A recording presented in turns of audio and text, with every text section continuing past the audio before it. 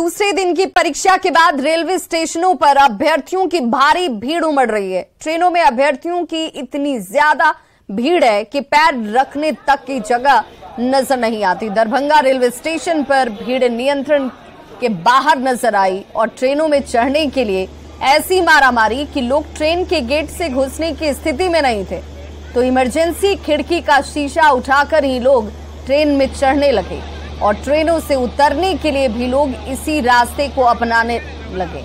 ऐसे में अभ्यर्थियों के साथ साथ ट्रेन में सफर कर रहे दूसरे यात्रियों की परेशानी को इन तस्वीरों के जरिए बखूबी समझा जा सकता है। एग्जाम सर बहुत बेटर रहा। कल जो पेपर था वास्तव में ये क्षमता से बाहर थी। सिलेबस की कुछ अकॉर्डिंग बहुत ऊंची थी और कुछ नॉर्मल भी थी। बाकी आज का पेपर जो था वो अच्छा था और हमारा जिला स्कूल में सेंटर था, वहाँ के प्रशासन और टीचर द्वारा बहुत ही रिस्पेक्ट मिला। मैंने खुद देखा, बहुत अच्छे से चेकिंग हो रहा है। 8-10 सेंटर पे थोड़ी गड़बड़ी हुई है, लापरवाही का है कि बायोमेट्रिक अटेंडेंस नहीं बन पाया।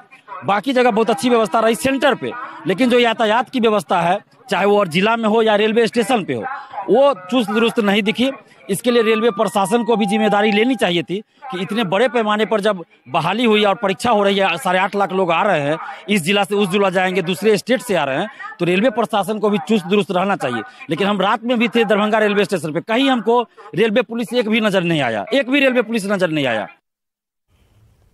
भागलपुर में भी दूसरे दिन की शिक्षक बहाली की परीक्षा के बाद रेलवे स्टेशन पर भारी भीड़ देखने को मिली। दूसरे राज्यों से आए अभ्यर्थी अपने घरों को लौटने के लिए सबसे ज्यादा परेशान दिखे। प्लेटफॉर्म पर काफी भीड़ होने की वजह से बड़ी संख्या में लोग दूसरी तरफ से जान जोखिम में डालकर ट्रैक पर जाकर भी ट्रेन में चढ़ते नजर आए, जिससे कोई बड़ा हादसा भी हो सकता था। बावजूद इसके रेलवे स्टेशन पर सुरक्षा के कहीं कोई इंतजाम नहीं थे।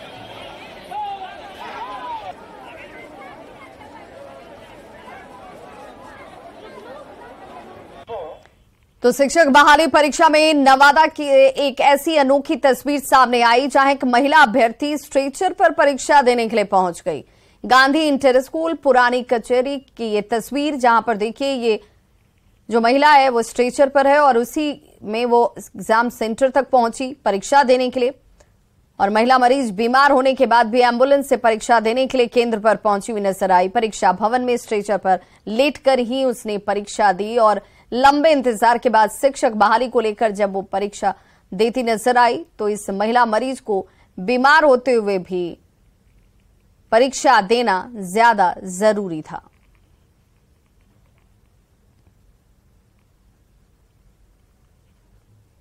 नेपाल के बराह क्षेत्र सहित सुपौल में भारी बारिश के बाद कोसी के डिस्चार्ज में लगातार अब वृद्धि हो रही है, जिसके बाद कटाव रोधी काम लगातार किए जा रहे हैं। कोसी बराज से 2,47,000 क्यूसेक पानी का डिस्चार्ज हो रहा है, तो बराह क्षेत्र में 2,59,000 क्यूसेक राइजनिंग मोड में मापा गया। तटबंध के स्पर पर दबाव बढ़ने के बाद से विभाग के इंजीनियर खुद खड़े होकर फ्लड फाइटिंग का काम करवा रहे हैं।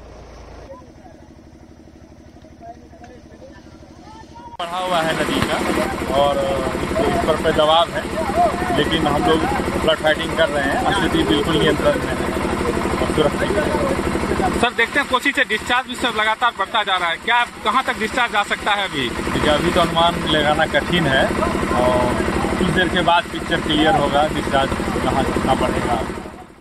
तो नेपाल में जब भी बारिश होती है तबाही बिहार में आ जाती है। एक बार फिर से नेपाल में भारी बारिश के बाद बिहार की कई नदियां जो हैं इस वक्त उफान पर हैं, जिस पर जल संसाधन मंत्री संजय झा भी लगातार नजर बनाए हुए हैं। संजय झा ने कहा कि उनकी नजर इस पर बनी हुई और विभाग को पूरी तरह से अलर्ट कर दिया गया है। वीरपुर बराज से दोपहर 1 बजे 2,24,000 क्यूसेक पानी का डिस्चार्ज हो रहा था और ये संभावना जाहिर की जा रही है कि डिस्चार्ज का लेवल 3 लाख के पास भी जा सकता है। मंत्री संजय झा ने कहा कि नेपाल के साइट में जब तक हाई डैम नहीं बनता है तब तक इसका समाधान स्थायी तौर पर संभव नहीं। ये सारा पानी इंटरनेशनल बॉर्डर से आता है और पटना हाईकोर्ट के निर्देश के बाद भी केंद्र सरकार ने इस दिशा में अब तक कोई पहल नहीं की। नेपाल के साइड में अगर हम लोगों का हाई डैम नहीं बनता है तो इसका सॉल्यूशन नहीं है कि सारा पानी इंटरनेशनल बॉर्डर से आता है। बार बार आप लोग मैं यहाँ पर ये बात रखा और सीरियसनेस आप समझ सकते हैं भारत सरकार का कि जब पटना हाई कोर्ट के चीफ जस्टिस के बेंच ने कहा कि आप कोसी हाई डैम के लिए अथॉरिटी बनाइए, बिहार से क्या दुश्मनी है? बिहार के लोग क्या इस देश के नागरिक नहीं हैं? जब हाईकोर्ट ने कहा कि आप बनाइए कोसी अथॉरिटी के लिए अथॉरिटी बनाइए और बिहार सरकार भारत सरकार सब लोग मिल करके और इसका बने और नेपाल के लोगों से भी बात करके इसका सॉल्यूशन कीजिए, कोई मूवमेंट इन सब चीज़ों पे नहीं हो रहा है। बिहार के अंदर जो काम करना है वो सारा काम हम लोग कर रहे हैं। अररिया के फारबिसगंज में लगातार हो रही झमाझम बारिश ने शहर के सूरत को बिगाड़ दिया है। शहर के कृषि उत्पादन बाजार समिति की सड़कों की हालत तालाब जैसी नजर आती है। फारबिसगंज मार्केटिंग यार्ड जाने वाली सड़क से लेकर मार्केटिंग यार्ड के भीतर सब्जी पट्टी तक पानी ही पानी नजर आ रहा है और यह हाल तब है जब बाजार समिति के विकास के नाम पर करोड़ों रुपए खर्च किए जाते हैं।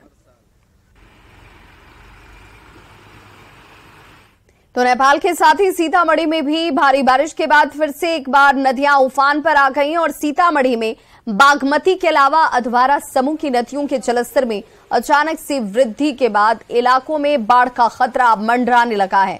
परिहार प्रखंड में लहुरिया पंचायत के बसबरिया गांव में बाढ़ का पानी समा चुका है। परवाहा लालबंदी पथ पर करीब 2 से 2.5 फीट तक पानी बह रहा है।